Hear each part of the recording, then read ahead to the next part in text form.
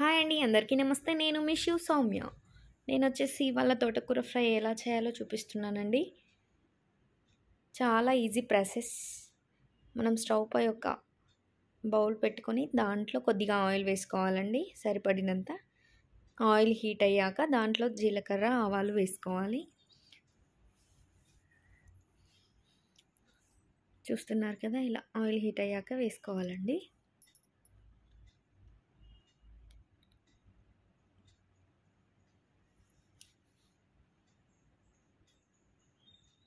దీంట్లో నేను ముందుగా కట్ చేసి పెట్టుకున్నాను ఆనియన్,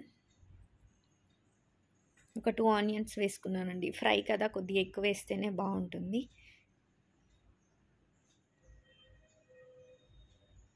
అలాగే దీంట్లో ఒక 2 లేదా 3 ఎండుమిర్చి వేసుకోవాలి.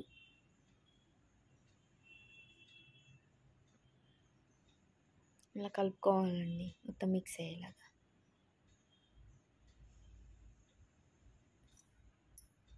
కొద్దిగా పసుపు యాడ్ చేసుకోవాలండి, సరిపడినంత.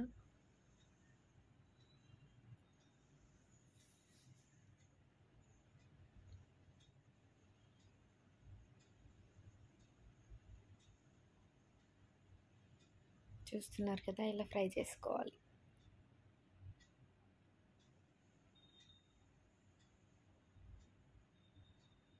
అలాగే కొద్దిగా కరివేపాకు,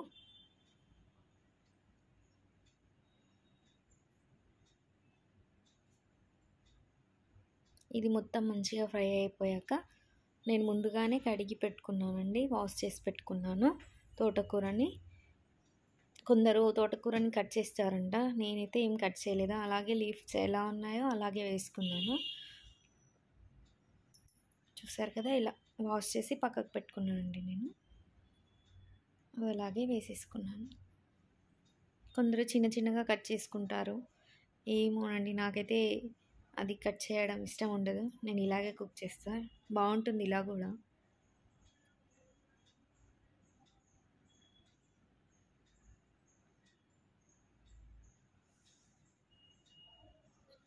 ఇలా వేసుకున్నాక ఒక కొద్దిగా ఆనియన్ పైకి కిందికి ఇలా కలుపుకోవాలి.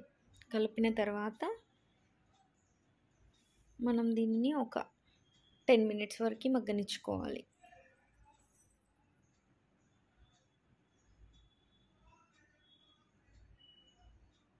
ఈ విధంగా కలుపుకొని ఒక 10 మినిట్స్ మగ్గనిచ్చుకోవాలండి. అలాగే దీంట్లో వెల్లుల్లి వేసుకోవాలి. కొందరు తొక్క తీయకుండా వేసుకుంటారు, తీసి కూడా వేసుకుంటారు. ఎలా వేసుకున్నా ఏం కాదండి, మంచిగా ఉడికిపోతాయి అవి లోపల. చూస్తున్నారు కదా, చాలా కనిపించింది ఆకు అయితే. మగ్గిన తర్వాత అది ఎంత కనపడదు అసలు.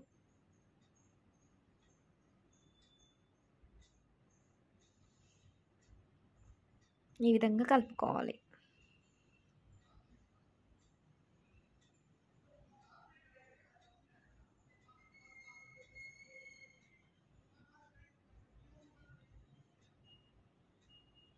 ఒక 10 నిమిషాల తర్వాత మనం దీంట్లో ఒక టమాటో వేసుకున్నానండి నేను, చిన్నగా కట్ చేసుకొని.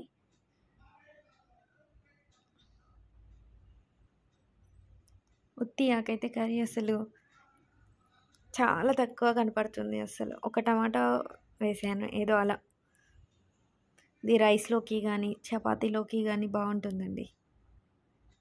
ఇంకా జొన్న రొట్టెకి అయితే ఇంకా సూపర్ కాంబినేషన్ అండి, చాలా బాగుంటుంది జొన్న రొట్టెలో అట్లా తింటే.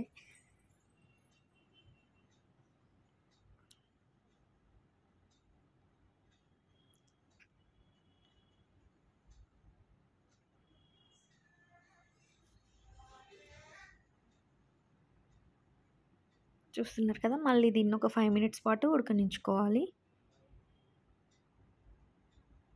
చూసారుగా, చక్కగా బాయిల్ అయిపోయింది. చూడండి,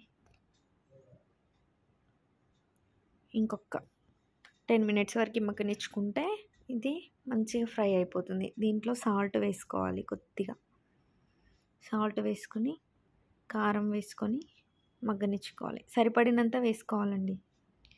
కొందరు ఎక్కువగా తింటారు కారం, కొందరు తక్కువ తింటారు. ఎవరికి నచ్చినట్టు వాళ్ళు వేసుకోవచ్చండి. చూసారు కదా, ఇలా వేసుకొని కలుపుకోవాలి. కలుపుకొని దీనిని ఒక 10 మినిట్స్ వరకు మగ్గనించుకోవాలి. అంతే అండి. చాలా ఈజీ ప్రాసెస్. ఈ మొత్తం వాటర్ అనేది లేకుండా అయిపోయే వరకు ఇది చేసుకోవాలి.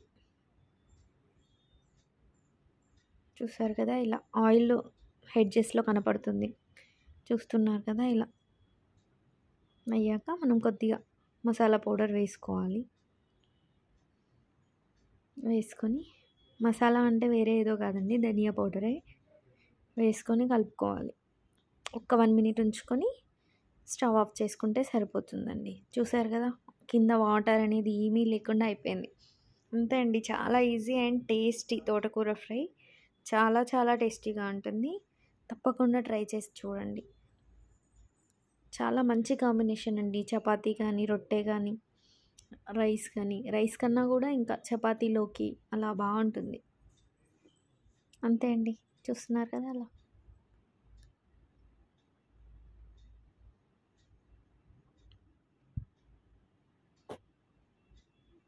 Thank you.